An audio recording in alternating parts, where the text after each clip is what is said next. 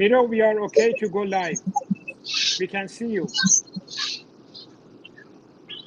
I just turned off the camera to, if there is a connection problem. Oh, we're okay. Okay, good afternoon. We are live now. Good afternoon, good morning, good evening, wherever you are.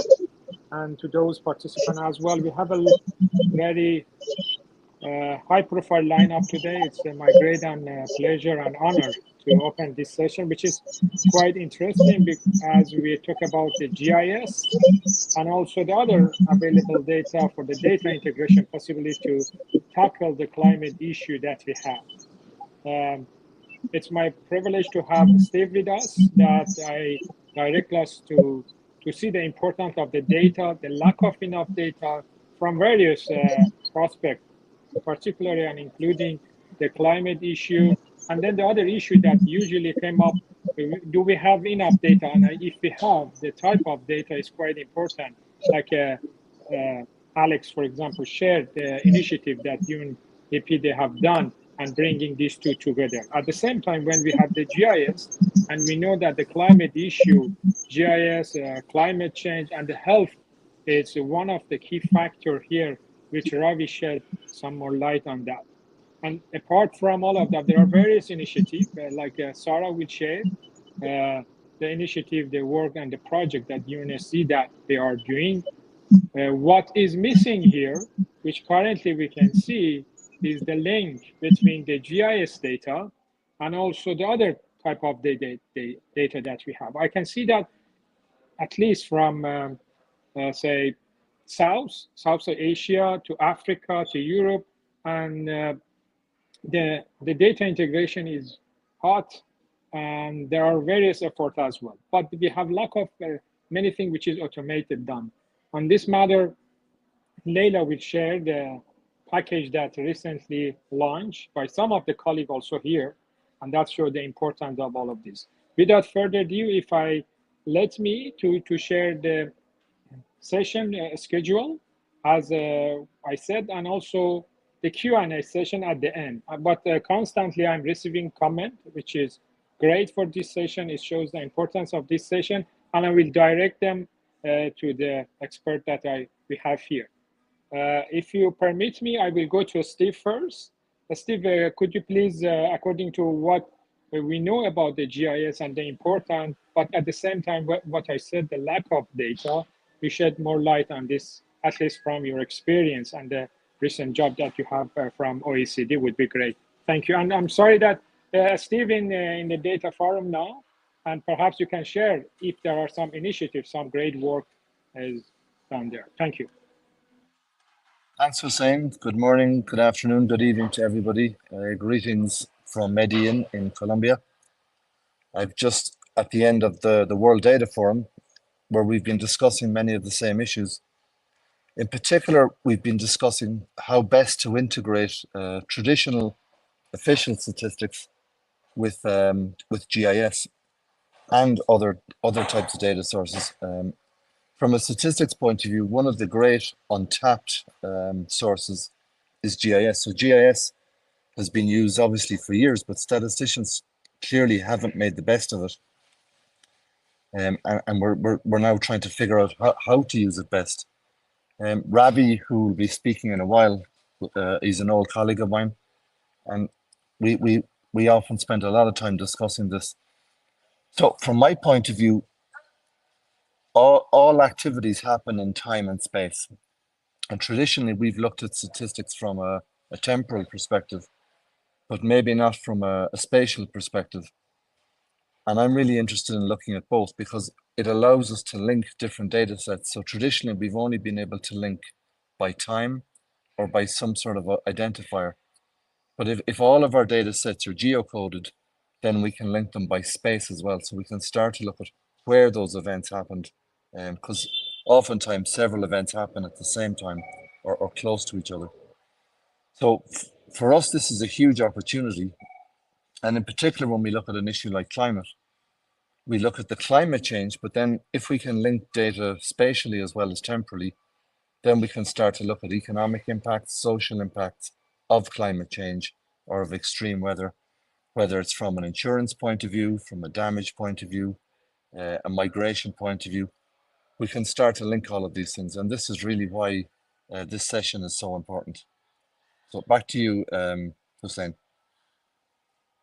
Well, thank you, Steve. That incredible to see that this issue is also hot there, and I appreciate your thought on this. If I may link an extra couple of words that you mentioned, we are looking at the importance insurance and all of these matter admins, and also we are getting more and more data. And I know that you have done lots of work on the data governance as well.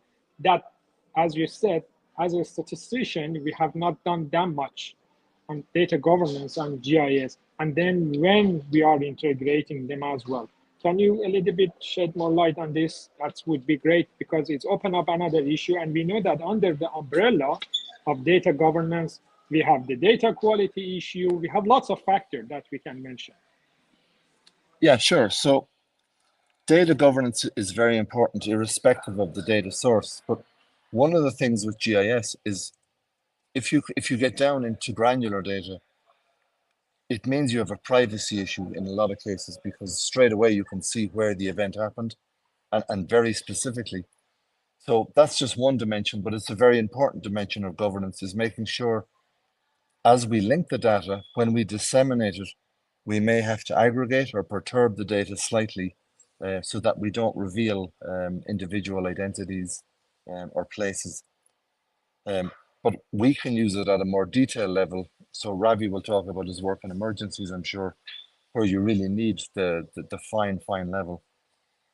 So across the world at the moment, because of the masses of new types of data, including GIS, we're working hard at the UN and at the OECD to try and bring together some sort of a roadmap that sets out the guardrails for how all of this data should be managed, how it should be stored, whether it should be stored in long term or just short term, whether it needs to be deleted, how we perturb or manage data to ensure privacy, but at the same time, how we maximize the dissemination of the data so that as many people as possible can get access to the data.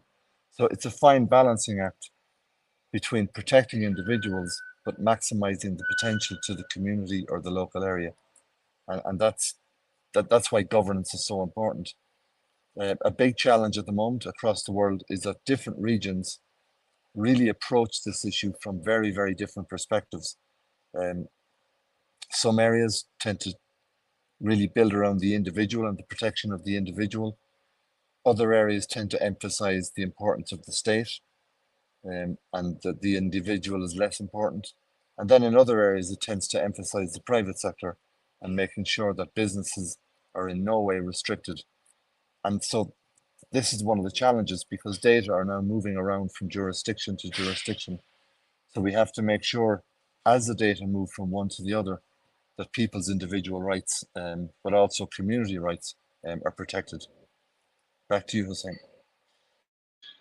Oh, thank you, Steve. That's great. If I may ask one more question before I move to Ravi, because you mentioned his name several times. I mean, how much progress that we have in data governance and how you see it, that help, that facilitate, we have this kind of issue and the progress in GIS. That's one question. And the second is how you see the future of this. If I'm not looking at the backward, forward looking, perhaps you can share some like that. Thank you. I think first and foremost, I mean, I think there's good progress being made. I mean, for a long time, statisticians and geographers, GIS experts, they've been really interested in talking to each other, but maybe haven't found a common purpose. And I think that's one of the advantages is climate, things like that. It is the common purpose because it's really a across the sector issue. So some of the things that I think we need to do next are, for example, in statistics, we have data quality assurance programs or frameworks. Those frameworks have never explicitly accounted for GIS, just as they've never really accounted for big data or citizen science either. So I think now there's a lot of thought going into, okay, we need to redraft these to bring in the GIS experts to understand from their perspective what are the key dimensions of quality. Equally, I think, for example, at the United Nations Statistics Commission, their mandate was changed 2 years ago. It was broadened by ECOSOC from statistics to statistics and data. So by default, GIS is theoretically now covered by this. So in fact, yesterday at the World Data Forum, we were having a discussion about this, and we're now going to look at plans. And this is kind of breaking news because we haven't even spoken to Alex or Ravi yet. But one of the things we're interested in doing is looking at maybe merging the CCSA, which is the Committee of Chief Statisticians, with the Committee of Geographers, what they call the GIS network. Because all the time we're doing these things separately, and maybe that hasn't been helpful. So one of the things we're thinking about is reaching out to our GIS colleagues to see, are they interested in maybe co-chairing a common committee. So they're just some examples of the types of things that we're doing. Back to you, Hussein. Oh, thank you, Steve. This is absolutely great initiative, and I think for some time I was feeling that we have missing this element, that these two community work with each other, and it's quite rare to find a statistician works on the GIS heavily, and the vice versa as well. I'm glad to hear that as well. If you permit me, I will come back to you later about some of the questions that you mentioned and the topics. Let me go to Ravi if Ravi can hear me. Yes, I can hear you, Hussein. Can you All hear right. me? Yes, sure. Ravi, glad to have you here as well with us. As Steve mentioned your name a couple of times, some of the initiative that you have done and the currently you are doing. Can you shed more light on those initiative and how help us to drive this climate? We have lots of issue now, and GIS is one of the driver. And why we are calling this session as a driver, because whatever we decide is based on the data. Now we are in Baku, we hear lots, and they talk about the statistic, they talk about the data. Whatever we say in terms of KPI, in terms of the issue that we have, how we manage them, how we measure them, at the end of the day is data. And the backbone of any decision is the data. Please share more light on this as well, and those comment and the suggestion and perhaps the way forward that Steve highlighted. Thanks. Thanks, Hussein. Nice to meet you, Steve, here. In My name is Ravi Shankar. I'm the head of the GIS Center and WHO headquarters in Geneva, and I support the whole organization in the area of GIS. I think Steve nicely mentioned one point. I'll start is from the common ground. See, we have three things here. One is we have climate change, we have health, and GIS is a small, could be a bridge like other areas. Climate change is matured by itself, right? There's a lot of data there. There's a lot of work happened for last 50, 60 years on that. Similar to that of health. WHO is a very old organization, 75 years. We're just celebrating our 75th year, and richness of data is there. But how do you bring these two together? How do you make the climate data palatable and readable for the health community, and vice versa? How do you make the data from the health community accessible to the group which is working on the climate change? I think there is a big work need to be done there, Hussein, because there's I see there's so much constellations and Earth observation data out there. 2 weeks ago, I was in Vienna with UNUSA.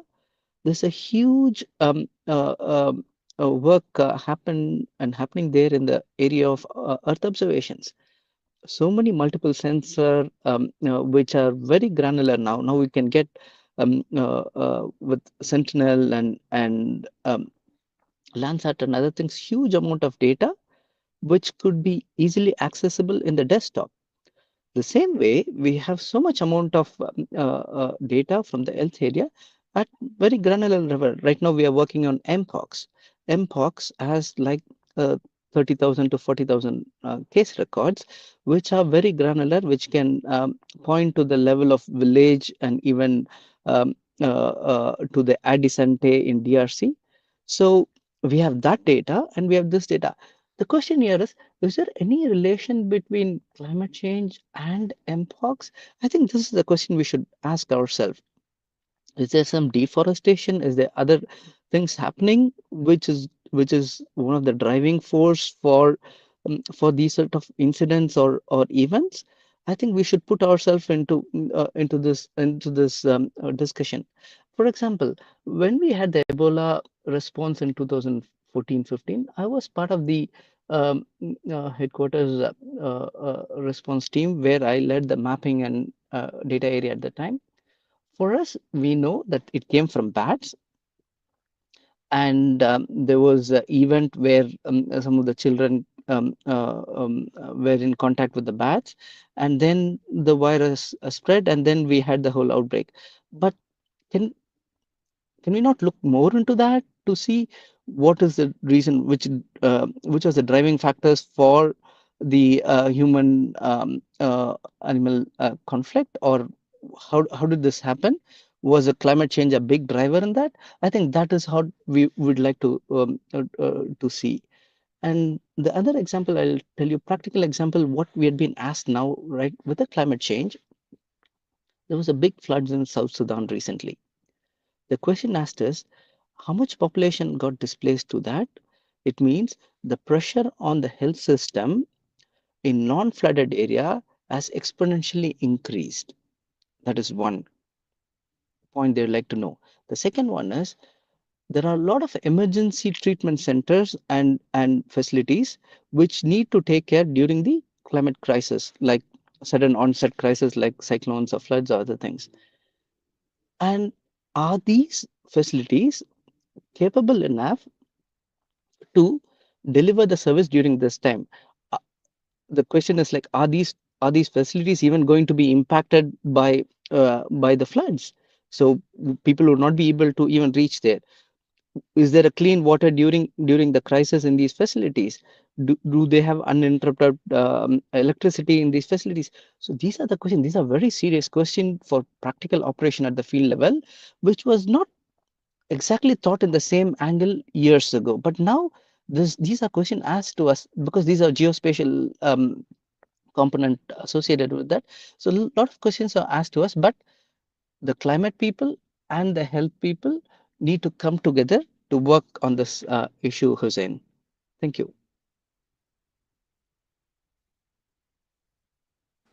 Thank you, Ravi. You mentioned a couple of important aspect of how the GIS and climate, and I like the direction that you mentioned. Perhaps this kind of factor elements is missing when the leader are discussing. At the end of the day, we are the one driving this.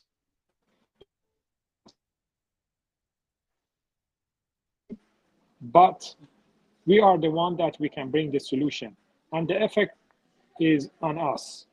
And I like how you mentioned this from the health system, the pressure on the health system as well. And if I may ask perhaps one more important, how much work has been done in this area? Because in the WHO, I know that you have done lots of initiative, and also you were working on the early detection issue as well. Why am I mentioning this?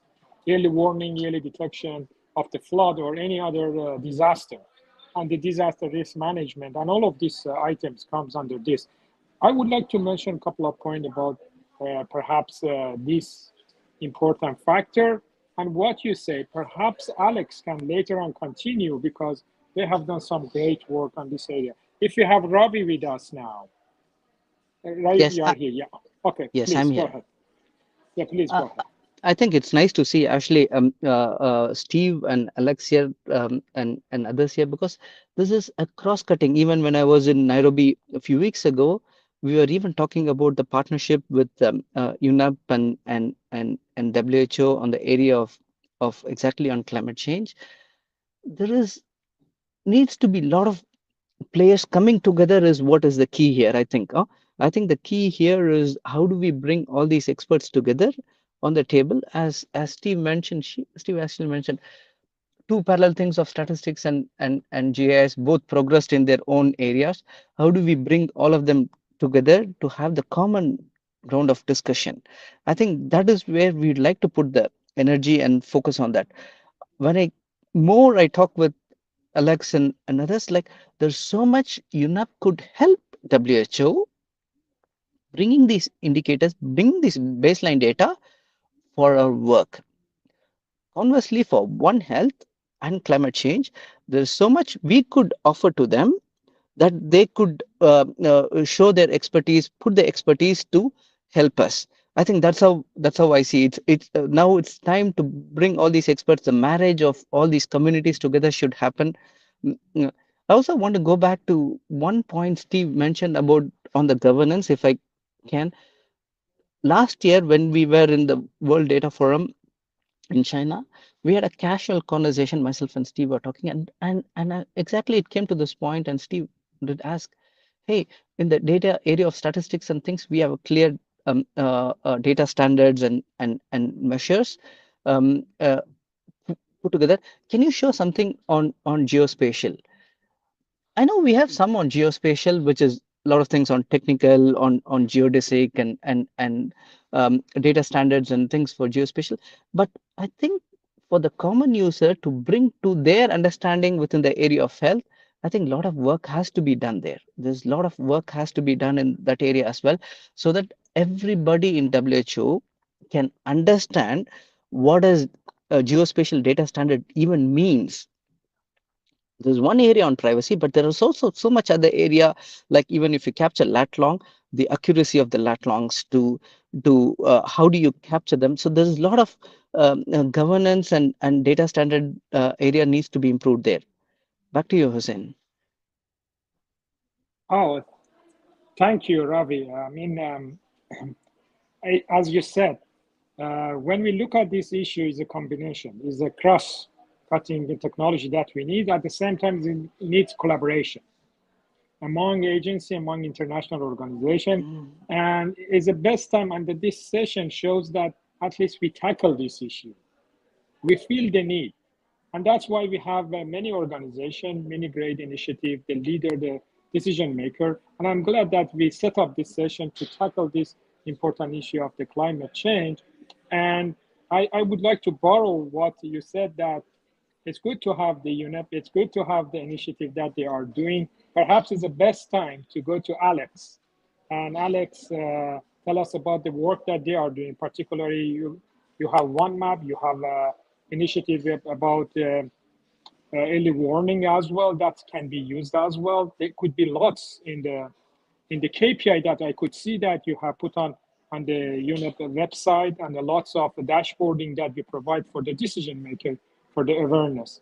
I would like to give floor now to have Alex to talk about this great initiative that they are doing. Alex, the floor is yours, Thank you. please.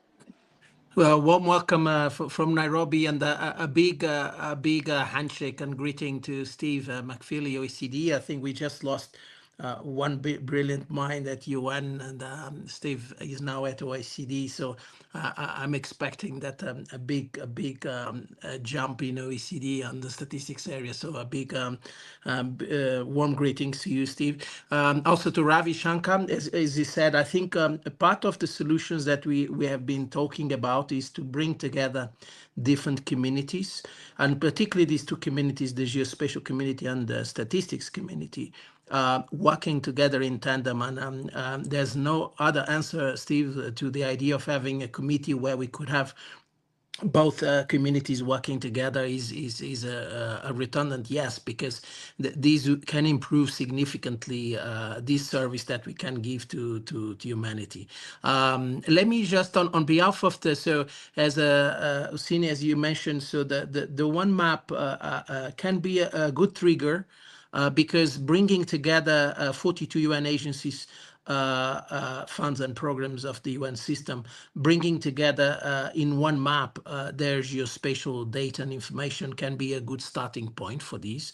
But today, let me share with you two key ideas on these, saying how to work together. One is, I'm not sure if I can share my screen. Sina, I don't think Yes, you I can. can. Yes, you Can I? can. Can you Yeah. just guide me?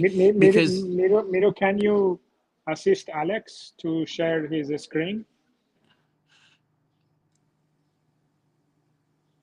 I don't have here a button that on working technology all my life. The problem is always the technology, never the people. You go ahead, Alex. You continue. I will ask Miro from the other Okay, side. so but basically, let me just, I wanted to share the example because it's about this thing of bringing together geospatial and statistics and how this can be used in practice.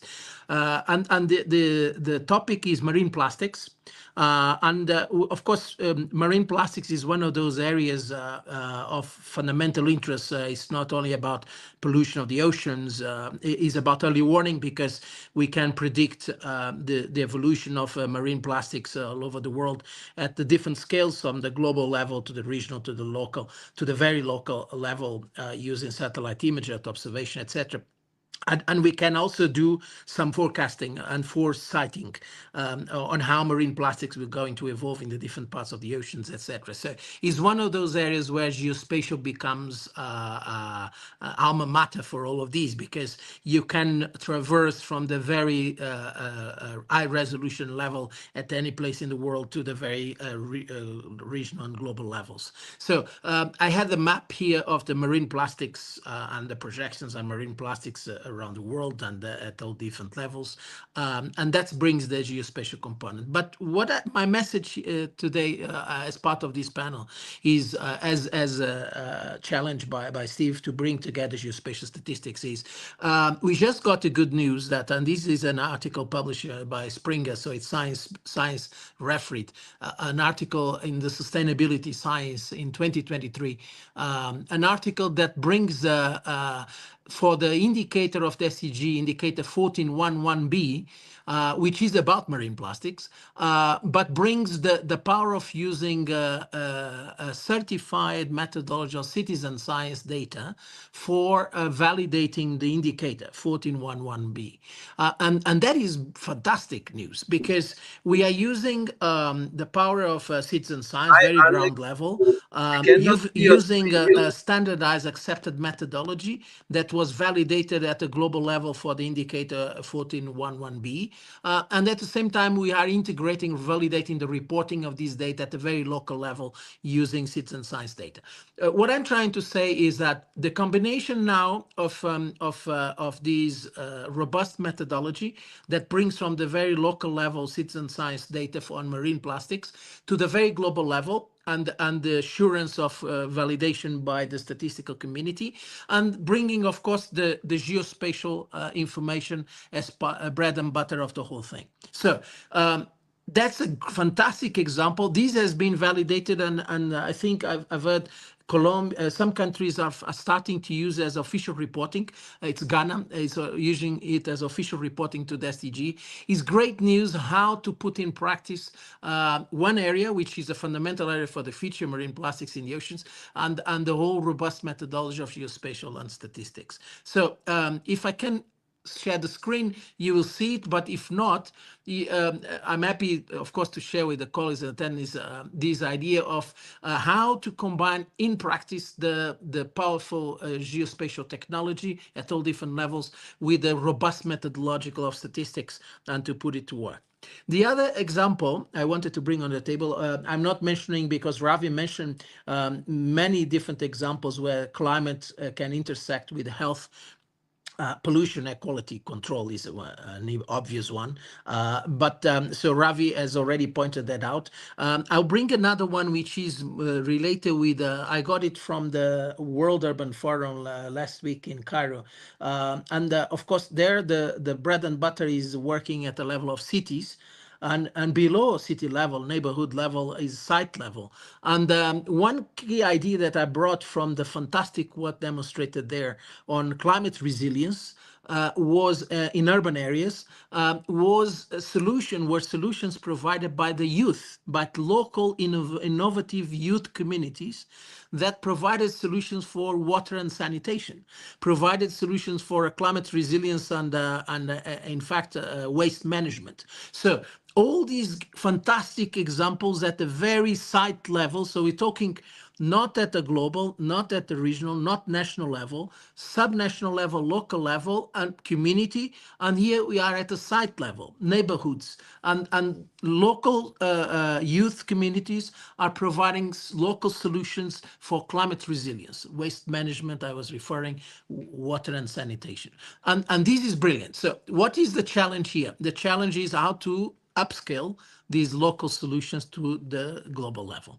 But with that in mind, which can be a different alternative, a different strategy, I'm sure we can accelerate the implementation of many SDGs just by applying this methodology to leverage an upscaling from the very local level solutions, innovative solutions. I should say a word of praise for the youth, because I will never, I'm getting a bit old for these things, I would never imagine some of those solutions. They just demonstrated fantastic ways on waste management and water management that I'm sure other age groups such as mine will never come out with such innovative solutions. So what I'm trying to say in this second example is climate resilience and urbanization in cities, another nexus, where we can use leverage, upscale, local innovative solutions by the site and neighborhood communities. And then we can bring those to the regional and global level. And I'll stop here because these are fundamental ways that can be disruptive in the coming 5 years of accelerating the SDGs. Different ways of doing things. One is an immediate integration of the tools we have and solutions we have on geospatial statistics. And another one is the upscaling and leveraging local solutions, innovative local solutions, given by youth communities, by community, local indigenous communities, etc., that can be upscaled to the highest level. And I'll stop here. And it's always great to be with Ravi, with Steve, and you, Sinia, and congratulations on the organization of these in the Digital Pavilion. Yeah, Edco. Thank you, Alex. The pleasure is mine to have you and other colleagues here as well.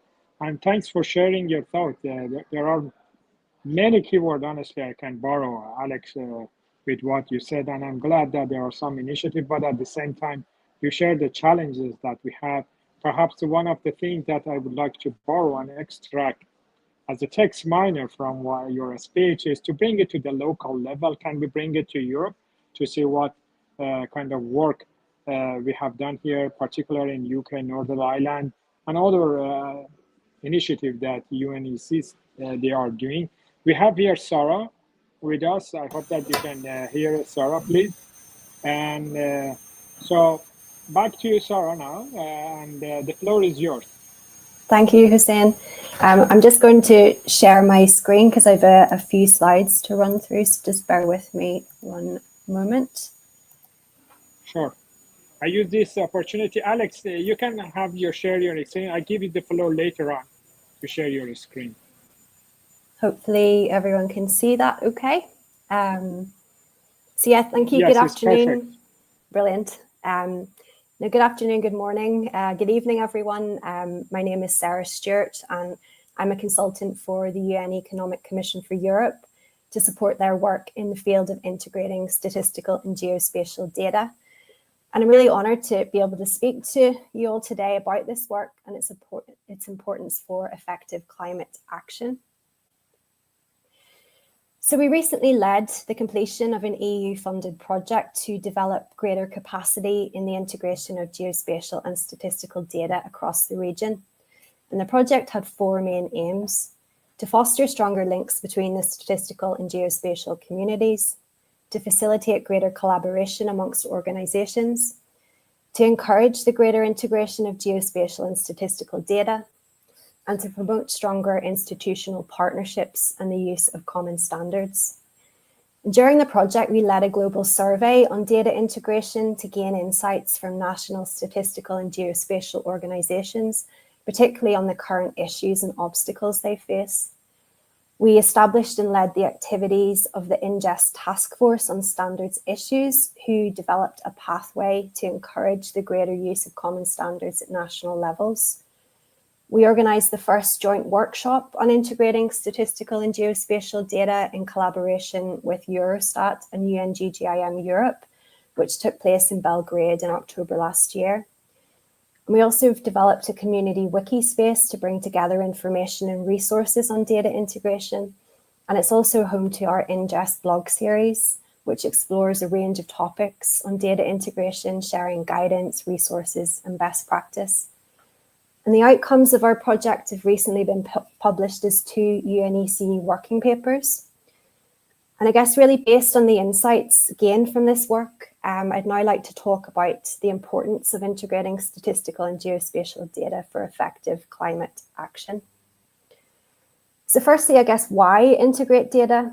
I've heard about this a bit with the previous speakers, but really the adoption of the 2030 Agenda for Sustainable Development has driven the need for high quality data that can support the measuring and monitoring of the Sustainable Development Goals. And the integration of geospatial and statistical data can really be seen as one of the most promising ways to achieve these data requirements. And we know that climate change is an increasingly complex issue, which impacts every region differently. And our response must be informed by detailed, localized, and comparable information. And integrated data can really provide a comprehensive picture, which allows us to assess risks, plan for resilience, and monitor progress in climate action. So I guess looking at some of the key benefits of integrating data for climate, well, firstly, it allows precision modeling and monitoring of climate impacts. So integrated data can help to pinpoint areas most vulnerable to climate change, such as flood-prone areas, enabling targeted interventions and better resource allocation. It improves decision-making. So integrated data allows decision makers to assess risks and prioritize interventions based on both environmental factors and community characteristics. As mentioned earlier, it can enhance early warning systems. So again, geospatial data collected through satellites and sensors can enable near real-time monitoring of climate-related changes. And integrating this with statistical data then can provide more accurate alerts for extreme weather events, and obviously it then support timely disaster response. It can improve climate resilience and adaptation.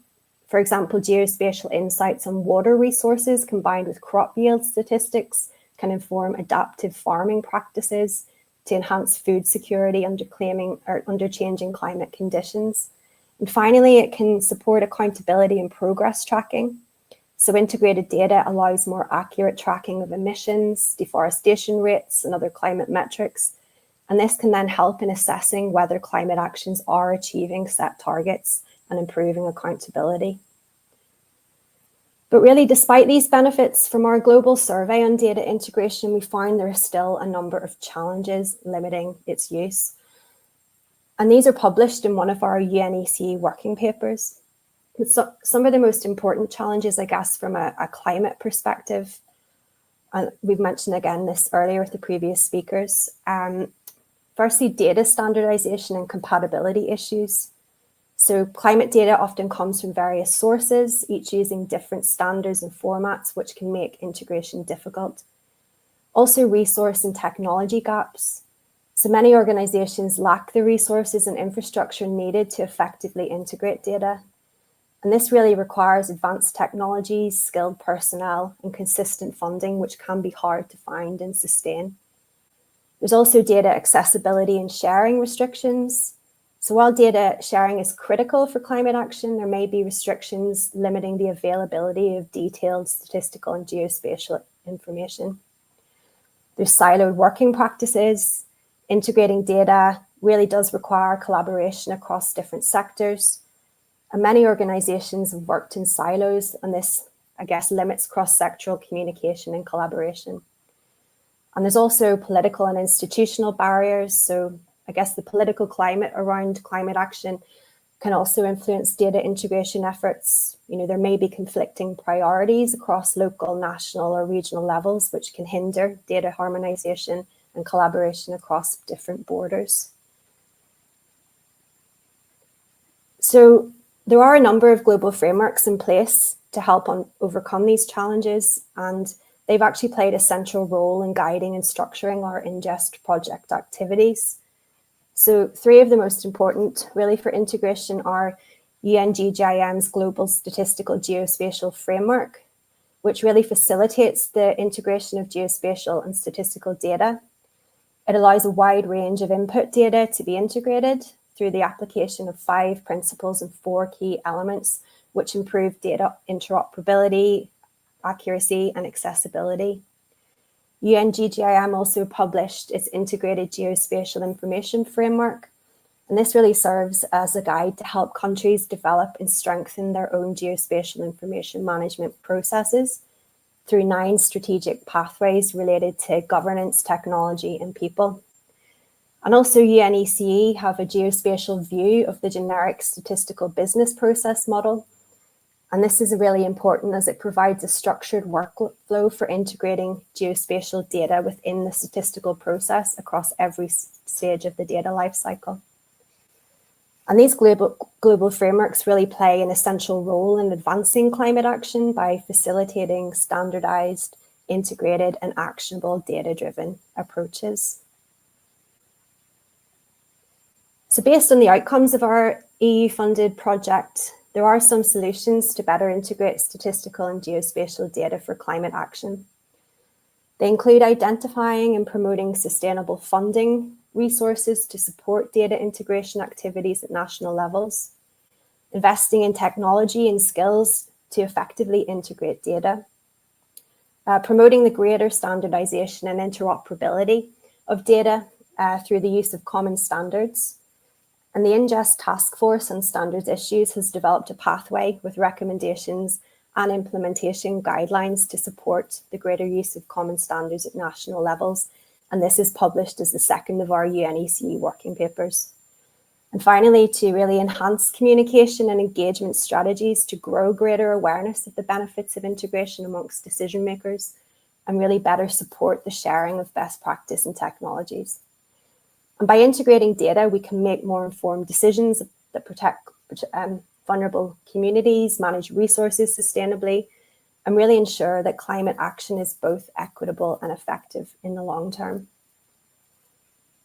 And that's the end just of my slides. Just at this point, I want to thank the EU for providing the funding for our project, and we're also grateful to the very many organisations who provided valuable contributions throughout. So thank you. Sharing your thought, and also glad to hear that lots of work that has been done and the challenge that we have. If I may at least ask one question from what you said, in terms of challenge, how do you see the human resource issue here? Because the funding in one aspect, and I would like to link it to what the great work that the youth and perhaps early career researchers they have done that Alex mentioned. How do you see the challenge that we have from, say, early career researcher or youth perspective? Yeah, that's a good question. I think human resources are really key here because it's really the skills needed to effectively integrate data. And, you know, geospatial data is a very technological area that changes quite rapidly, and you know, trying to keep up with different skills and processes that are constantly evolving.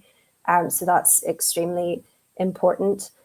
And it's also from our project that we are currently working with specific countries to kind of look more at a national level. And we've developed a number of different tools really to test and to explore different capabilities, and human resources and skills are one of those key areas. So yeah, I think, and bringing that in as well to, you know, looking at educational processes and having that kind of data integration aspect taught in, you know, university courses and degrees, and I think is also very important there.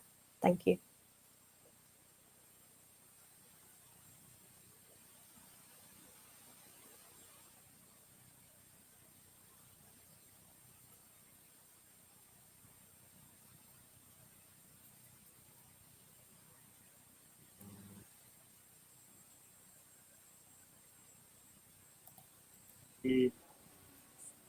Thank you, Sarah, for sharing your thoughts with us.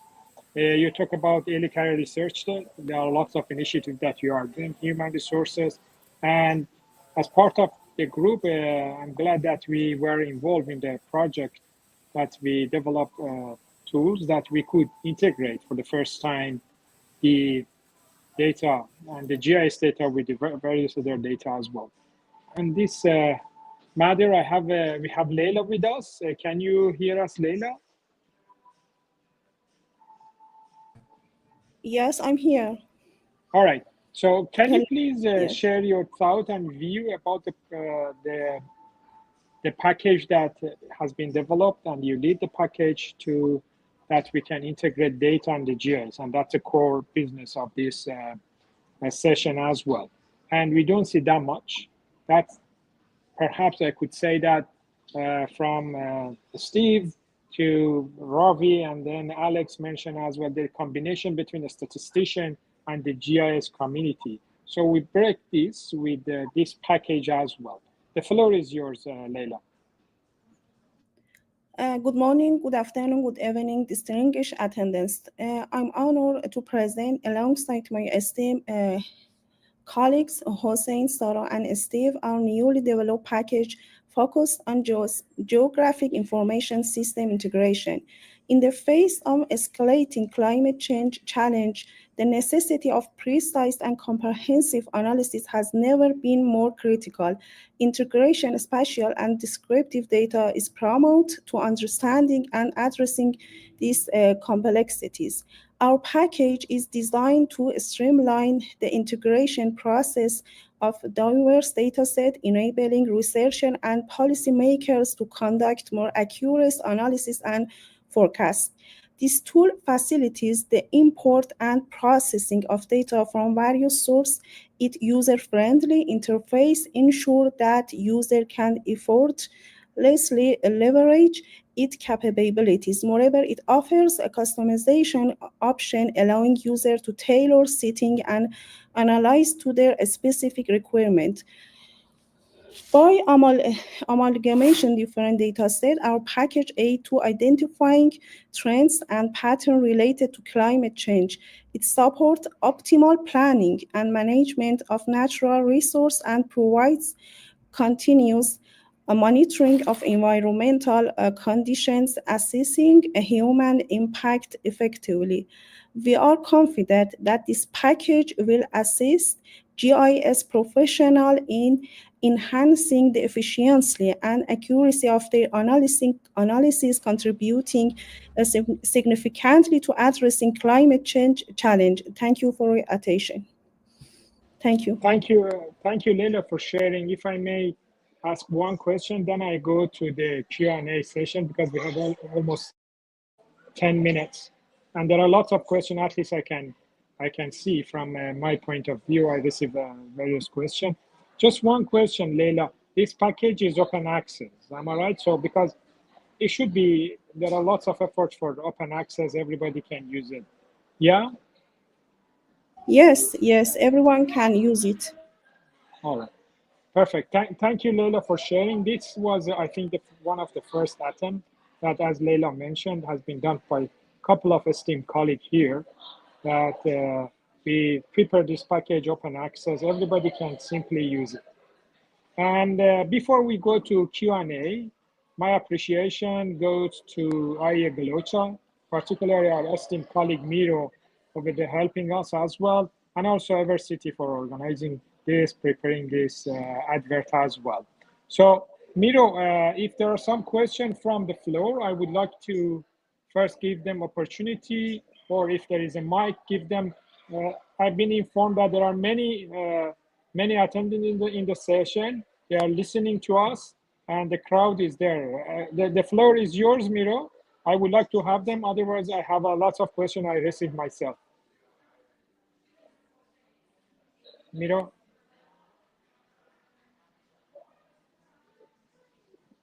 We cannot hear you, Miro.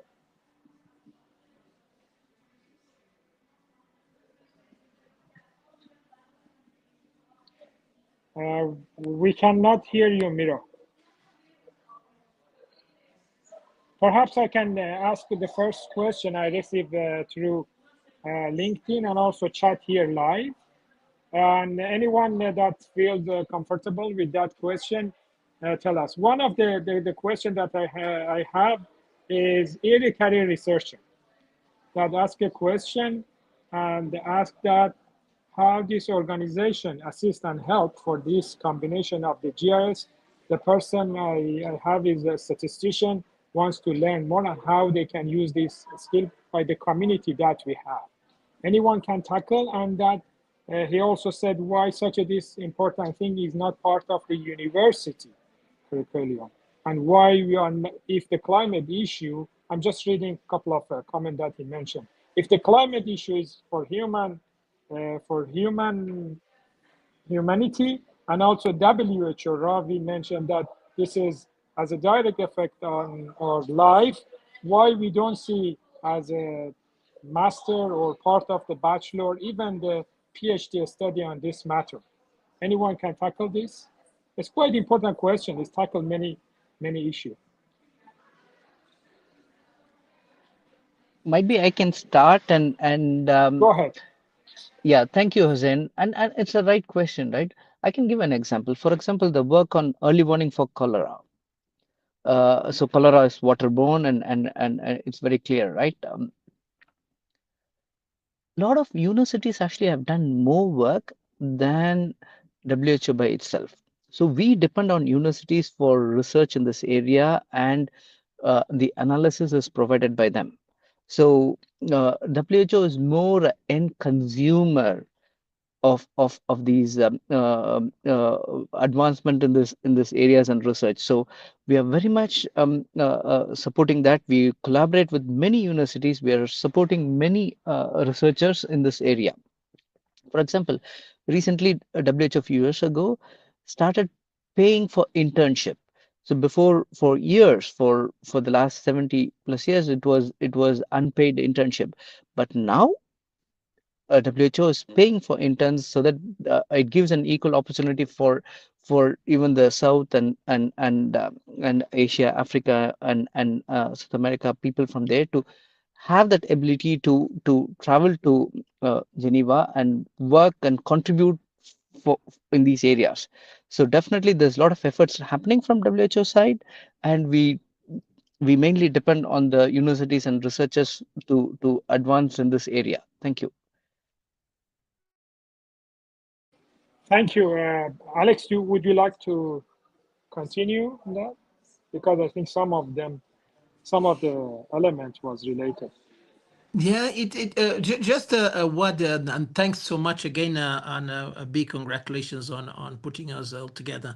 What Ravi just said is, if we adopt a pragmatic approach on a livelihood approach on the questions become very clear. So there's all about this nexus.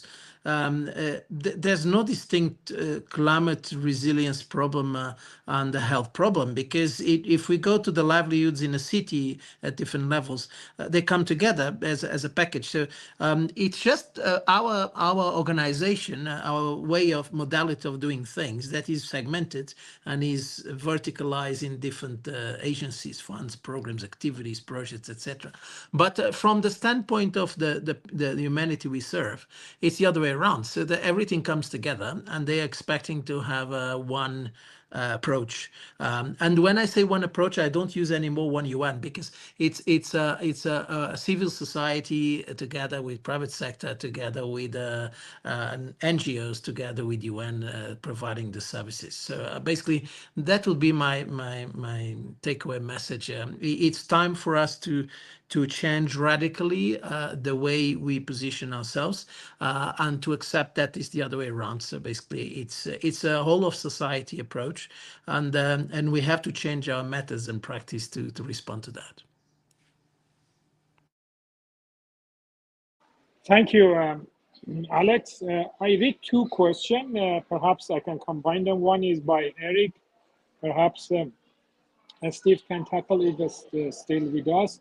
Is why, with all of this issue that we have, and we talk about data governance, we talk about this, why we don't see that the leader particularly you are in OECD, but why we don't see that much progress? If we have enough data, if we have data governance, and why we don't see that much progress in the climate change, and how this data governance can help us to fostering this issue.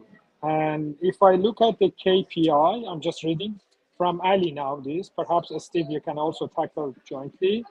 So in terms of KPI, how much data so far we have that we can say that GIS data with the other data we can integrate in order to achieve the SDG goal, particularly for climate change.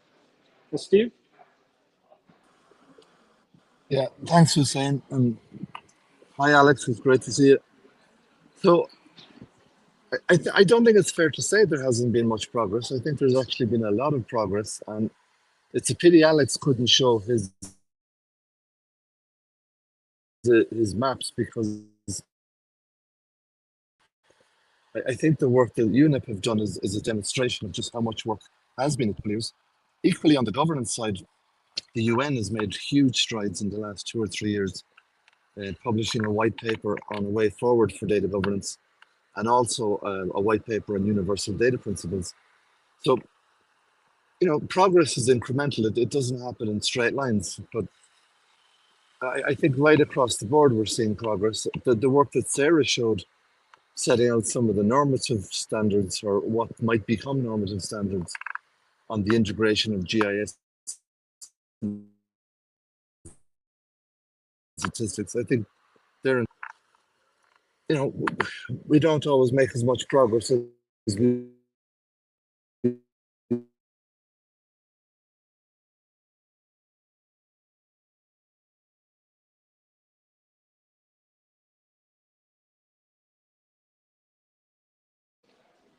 We have Steve. I cannot. Do you hear Steve?